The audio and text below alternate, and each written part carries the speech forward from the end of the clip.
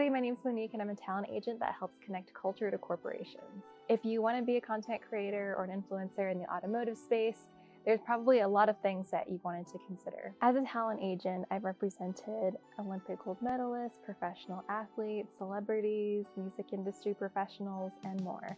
However, I've really had a thing for the automotive scene because cars are totally my background. I was really into cars back in high school. First car was a Civic here. Anyways, cars are definitely more my thing, and I've really enjoyed working with automotive influencers and helping them secure their first brand deals, and also on the brand side too, helping find a really successful brand collaboration. This is important when you're trying to figure out which platforms you want to be an influencer on. So is it TikTok, is it YouTube, is it IG, or is it a variation of all the three? It's really finding what platform works out for you. And it's not to say that you have to post the exact same content on every single different channel. I think it's still relevant and important to have a presence on every single platform, but maybe your content should be a little bit different and cater to that platform specifically. So it's not just about like reposting and resharing your content, even though it's a lot easier, I must admit. However, I think it's going to be a lot better to be able to have all of the different types of platforms, and then you create that omnipresence with your personal brand being showcased on each of those different platforms, if that makes sense. Each different platform, you're going to have to optimize your profile, right? So it's truly all about how can you create that magnetic first impression as soon as somebody lands on your page, right? How does your overall feed look? How does the overall grid look? Is your content consistent, right? This goes back to that whole thing about like your personal brand and the consistent colors, your editing style. Again, as an influencer, people are trying to follow you for you. Specifically as an automotive influencer, maybe you become like the Porsche guy or the JDM guy or girl, right? And so it's finding what that is for you, what exactly you want to be known for. This is also going to come in really handy once you're out there negotiating for your own brand deals, because you can also share different insights across all your different platforms. And again, you showcase that omnipresence with you being on all of these different channels. Okay, section 4 is all about growing your audience and your engagement rates. So again, it's very important to look at the numbers, but not necessarily all the vanity metrics. So it's not always about the followers, but it is about the engagement rate. So there's plenty of calculators online that can help you factor and calculate what your engagement rate might be. And this is important when you're going in to negotiate for brand deals, because let's say you are just starting out and you do have a smaller following, but let's say your engagement is actually really good. This is what looks really good for brands as well, because they want to work with like highly engaged and nurtured audiences. You as the automotive influencer know exactly why people are following you, right? When going back to that homework about like your personal brand and what niche you're in, you're actually going to be known for being that JDM guy or gal, or maybe DIY and lifestyle points, right? Like whatever your category might be, it's coming back to this too. The brand will specifically see that you know your audience so well because you're the one that works so hard to build them and nurture them. So then when they're going to sell their product or service, it's going to feel a lot more favorable to them because it's something that they can be offered. So as you're thinking about increasing your follower count and your engagement rate, it's also about staying engaged with your community.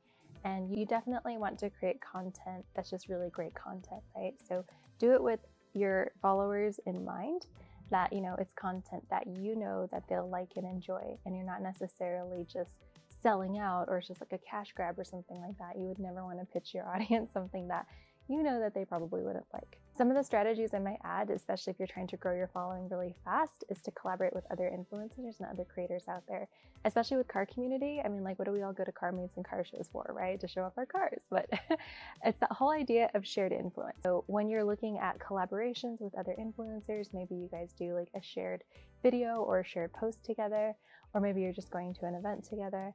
But this will help you tap into different audiences that aren't otherwise yours just yet. So I'm a bit of a data junkie, and so the analytics definitely come in handy. And I work on the influencer side as well. So I feel like I'm the influencer's matchmaker, just helping everyone get their brand deals and brand deals that make sense and that are very aligned. And the number one thing that everyone always asks for are the analytics. And so once you're preparing your own analytics, you definitely want to keep in mind what region everyone is from. So like maybe the brand only wants to work with you if you have like tons of US followers or a different country or something like that. Age range is another important one. And then lastly, it's the content that is most recently shared. So they might look for the last 90 days, 60 days, or 30 days of content, where they're taking a look at, okay, like what were the ones that went viral and why did those do so well in comparison to other posts? So it's really good to have all of that data on hand, especially if you had a video go viral. Make sure that you keep track of those analytics. Okay, number 5, creating an impressive media kit. So this is very important because this is pretty much what agents like myself would be using to pitch for you, or if you're pitching on your own. This is like your one sheet, or I would always recommend having 2 versions of this. So you can have your one sheet where it has like, your bio, your engagement rates, your platform channels, your follower count. And then I would also have like a big and beefy, like very in-depth, very detailed, impressive media kit as well that has all of those same details, but also including details from past collaborations, maybe screenshots of your analytics, and also other companies and organizations that you had worked with. So it's really good to have all of that, so it's a lot more thorough and in-depth.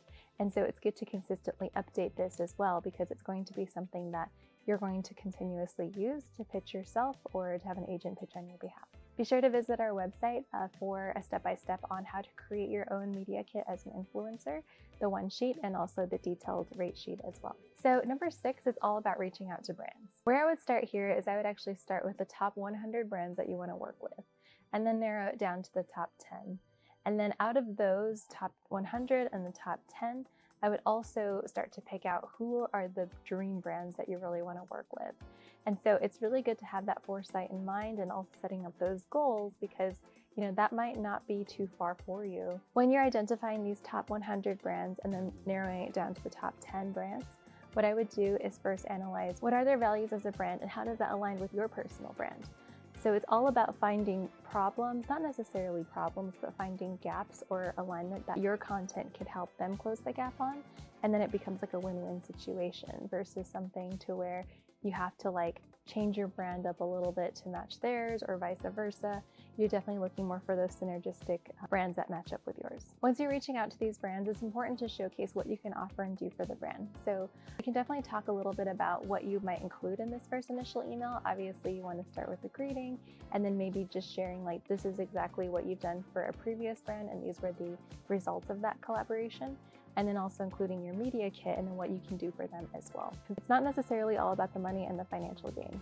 Yes, it is about making money and that becomes like a win-win for everybody. However, it truly is all about the relationships. And if you do a really good job for this brand, they might recommend you for future collaborations or even extend you a 3 to 5 year partnership. Number 7 is all about navigating and negotiating contracts. So if you don't know this already, but every brand deal that you reach out for and get offered is completely negotiable. So this is super important when it comes to like fair compensation, because I feel like a lot of creators and influencers that I even personally work with sell themselves really short. And so one thing that I always want to help influencers, especially automotive influencers, understand is that, when these big brands are doing photo shoots for their new cars that are releasing or new products that are coming out, they have to pay for the location, the models, the hair, the makeup, the photographers, the videographers, the editors.